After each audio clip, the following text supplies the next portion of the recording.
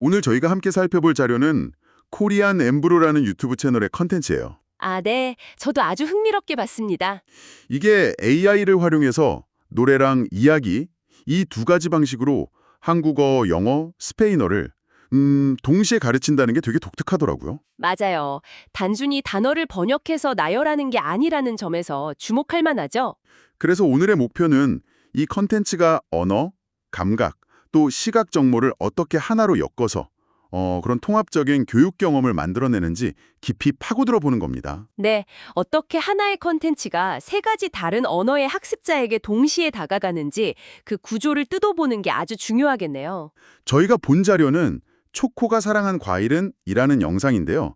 하얀 강아지 초코가 여러 과일을 만나는 아주 귀여운 내용이에요. 특히 노래와 이야기라는 이 두 가지 다른 형식을 통해서 발음이나 뉘앙스를 어떻게 전달하는지 살펴보면 아주 재미있을 겁니다. 맞아요. 저도 처음 봤을 때 가장 먼저 눈에 들어왔던 게 바로 그 구조였어요. 노래 한 곡이 쭉 나오고 그 다음에 바로 같은 내용의 이야기가 이어지더라고요. 네. 그리고 그 전체 세트가 한국어, 영어, 스페인어 순서로 세 번 반복되죠. 예를 들어서 한국어 노래에 빨간 사과 아삭아삭 새콤달콤 맛있어 라는 구절이 나오는데 이게 멜로디랑 합쳐지니까 귀에 그냥 착 달라붙는 거예요. 네. 바로 그게 교육적으로 굉장히 치밀하게 설계된 첫 번째 단계거든요. 첫 번째 단계요? 노래는 리듬하고 반복을 통해서 학습자가 단어랑 발음을 거의 무의식적으로 아주 자연스럽게 습득하도록 돕죠.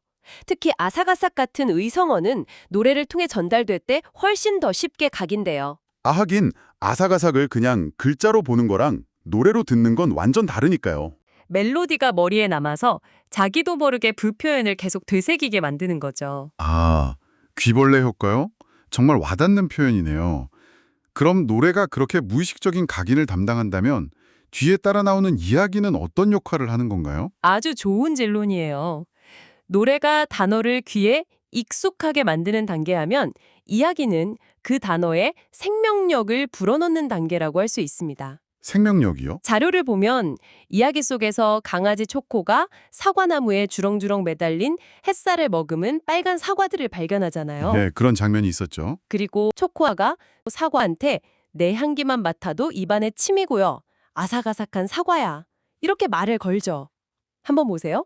노래에서 멜로디로 익혔던 빨간 사과, 아삭아삭이라는 단어가 이번에는 구체적인 상황이랑 감정이 담긴 맥락 속에서 다시 등장하잖아요. 그러네요. 그냥 단어가 아니라 살아있는 대사가 되는 거군요. 바로 그거예요. 이걸 통해 학습자는 이 단어는 이런 상황에서 이런 느낌으로 쓰는 거구나 하고 깊이 이해하게 되는 겁니다. 그러니까 일종의 원투펀치 같은 거네요. 노래로 가볍게 툭툭 치면서 단어에 대한 경계심을 없애주고 네, 그리고 그 다음에 이야기라는 묵직한 한 방으로 그 의미를 확실하게 꽂아주는 거죠. 얕게 그리고 넓게 먼저 접하게 한 다음에 깊게 파고들게 만드는 구조라고 할 수 있겠네요. 정확한 비유입니다. 학습자가 지루함을 느낄 틈도 없이 아주 자연스럽게 중요한 정보를 반복해서 접하게 만드는 매우 효율적인 방식이죠. 그런데 이 콘텐츠의 진짜 매력은 여기서 그치지 않는 것 같아요. 과일을 묘사하는 방식이 정말 남달랐어요. 어떤 점이요? 보통 언어 학습 앱 같은 걸 보면 사과는 애플 이런 식으로 그냥 1대1로 대응시키잖아요. 근데 여기서는 그게 아니더라고요. 네, 맞아요. 수박을 예로 들면 초록 수박이라는 시각 정보, 까만 씨앗들이 콕콕 박혀 있는 모양, 빨간 속이라는 색깔, 그리고 사르르 달콤 시원해라는 맛과 식감까지 거의 모든 감각을 다 동원해서 수박이라는 존재를 설명해요. 네, 바로 그게 다중감각 학습의 아주 교과서적인 예시예요. 다중감각 학습이요? 학습자가 새로운 단어를 배울 때 시각, 미각, 촉각, 심지어 후각 정보까지 동시에 활용하게 만드는 거죠. 복숭아 묘사할 때 달콤 향기 쏠쏠 풍겨왔어요. 이런 표현이 나오잖아요. 네, 있었어요. 단순히 피치라는 단어를 외우는 게 아니라 복숭아의 향기, 부드러운 질감, 그 달콤한 맛을 모두 함께 떠올리게 하는 거예요. 듣기만 해도 복숭아 향이 나는 것 같아요. 저는 키위 묘사도 정말 재밌었어요. 복슬복슬 갈색 털옷을 입은 키위라는 표현이요. 그 표현 정말 좋았죠. 털옷이라는 비유 하나로 그 느낌이 확 살더라고요. 그리고 한 입 베어 물면 새콤달콤한 초록빛 향기가 퍼진다고. 겉모습과 속의 맛, 향까지 완벽하게 연결해서 설명하는 게 되게 인상 깊었어요. 바로 그거예요. 복슬복슬은 촉각을, 새콤달콤하는 미각을, 초록빛 향기는 시각과 후각을 동시에 자극하죠. 아, 정말 여러 감각이 다 들어있네요. 이렇게 여러 감각과 연결된 단어는 우리 뇌에서 훨씬 더 풍부하고 강력한 신경망을 형성해요. 그래서 나중에 학습자가 키위라는 단어를 들었을 때 단순히 철자만 떠올리는 게 아니라 그 갈색의 거친 표면, 안에 선명한 초록색, 새콤한 맛까지 한꺼번에 하나의 생생한 개념 덩어리로 연상하게 되는 거죠. 단순히 암기하는 게 아니라 경험의 네트워크를 만드는 거군요. 네, 그게 바로 깊이 있는 어휘학습의 핵심입니다. 그러고 보니 아까 노래와 이야기의 역할에 대해 이야기했었는데 단순히 반복이나 맥락 부여 말고 또 다른 기능이 숨어 있을 것 같다는 생각이 드네요. 어떤 기능 말이죠? 같은 내용인데 굳이 두 가지 다른 형식으로 제공한 데에는 또 다른 의도가 있지 않았을까요? 네, 거기서 우리가 주목해야 할 아주 섬세하고 중요한 지점이 나옵니다. 뭔가요? 바로 노래할 때의 발음과 이야기할 때의 발음 사이에 미묘한 차이를 자연스럽게 학습시킨다는 점이죠. 발음의 차이요? 아, 듣고 보니 그러네요.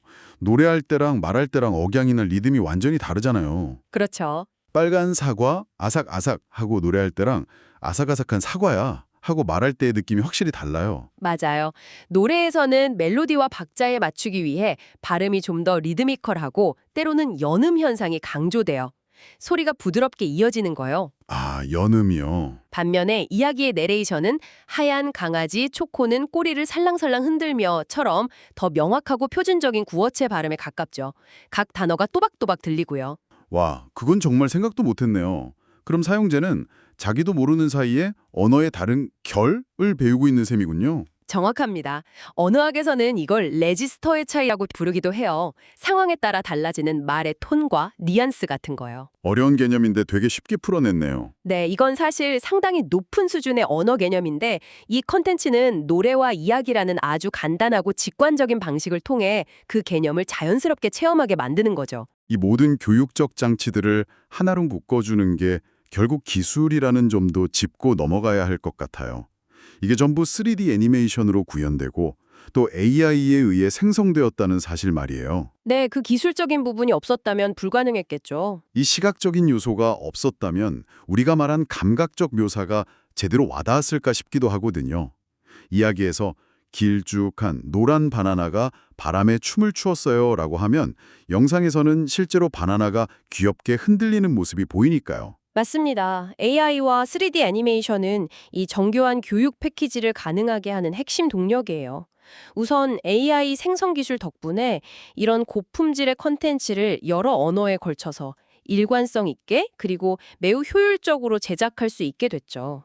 효율성이요? 하긴 사람이 이걸 새 언어로 다 만들려면 엄청난 시간과 비용이 들겠죠. AI는 이 과정을 자동화해서 일관된 품질을 유지하면서 다국어 컨텐츠를 훨씬 쉽게 생산할 수 있게 해주는 거고요. 기술이 양질의 교육 콘텐츠를 만드는 문턱을 낮춰주는 거군요. 그럼 3D 애니메이션은 구체적으로 어떤 역할을 하는 건가요? 3D 애니메이션은 우리가 지금까지 이야기했던 모든 교육적 장치들을 하나로 묶어주는 강력한 접착제 역할을 해요. 사과나무에 주렁주렁 매달린 사과의 모습, 복슬복슬 털옷을 입은 키위의 질감을 직접 눈으로 보여주잖아요. 청각 정보와 시각 정보의 결합. 네, 그 두 정보가 완벽하게 일치할 때 학습 효과는 극대화됩니다. 우리 뇌는 두 가지 다른 감각으로 들어온 정보가 서로 일치할 때 그걸 훨씬 더 중요하고 신뢰할 수 있는 정보로 인식하거든요. 그렇군요. 그럼 시각 자료는 단순한 장식이 아니라 학습 경험 그 자체의 핵심 요소라고 봐야겠네요. 바로 그겁니다. 자, 그럼 정리해 보겠습니다. 오늘 저희는 코리안 엠브로 채널을 통해 AI 기술이 어떻게 하나의 정교한 다국어 교육 패키지를 만들어내는지 살펴봤어요. 네, 아주 흥미로운 사례였죠. 노래와 이야기라는 이중 구조를 통해 반복과 맥락을 동시에 잡고 3개국으로 제시하면서 자연스럽게 노출 빈도를 높이는 전략이 돋보였고요. 그렇죠. 그리고 무엇보다 인상 깊었던 건 단어를 색, 맛, 향기, 모양 같은 구체적인 감각 정보와 연결해서 암기가 아닌 경험으로 언어를 배우게 하는 통합적인 접근 방식이었습니다. 핵심은 학습을 암기가 아닌 경험으로 전환시켰다는 점이에요. 딱딱한 책상에 앉아서 단어장을 외우는 게 아니라 귀여운 강아지와 함께 과일 동산을 탐험하는 듯한 즐거운 경험을 제공하는 거죠. 네, 그리고 3D 애니메이션이 그 경험을 아주 생생하게 만들어주고요. 맞습니다. 그 강력한 시각적 도구가 이 모든 감각적 경험을 하나로 묶어주면서 학습자가 언어를 훨씬 더 직관적이고 재미있게 받아들일 수 있도록 돕고 있는 겁니다. AI가 이처럼 다층적이고 다중감각적인 교육 경험을 만드는데 점점 더 능숙해지고 있다는 걸 확인했네요. 그렇다면 이런 생각을 해볼 수도 있을 것 같아요. 어떤 생각이죠? 앞으로 우리가 언어뿐만 아니라 역사나 과학처럼 더 복잡하고 추상적인 주제를 배우는 방식은 어떻게 변하게 될까요? 어쩌면 미래에는 뉴턴의 운동 법칙을 신나는 노래와 흥미진진한 이야기, 그리고 내가 직접 사과의 낙하 속도를 조절해 볼 수 있는 상호작용 시뮬레이션으로 배우는 날이 올지도 모르겠습니다. 한 번쯤 상상해 볼 만한 미래인 것 같네요.